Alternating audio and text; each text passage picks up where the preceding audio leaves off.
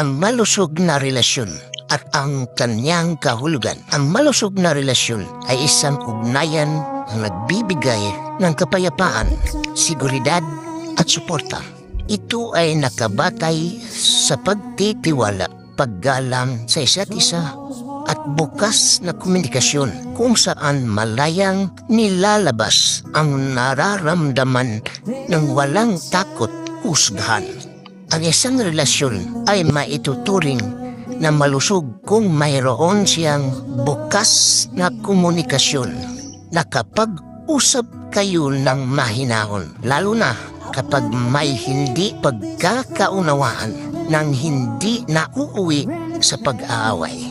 Katiyakan, komportable kung maging sarili mo at alam mong hindi ka iwan sa oras ng problema. Paggalang sa hangganan, lagi iginagalang ang desisyon, privacy at personal na espasyo ng bawat isa.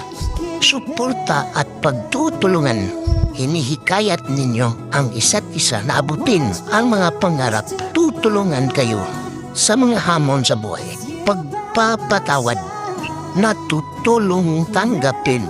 natututong tanggapin ang kahinaan at pagkakamali ng kapareha at nagpapatawaran kayo. Ito ay totoo hindi lamang sa pagmamahalan, kundi pati na rin sa pamilya at mga kaibigan na nagdudulot ng mas masayang buhay at magandang kalusugan ng isip.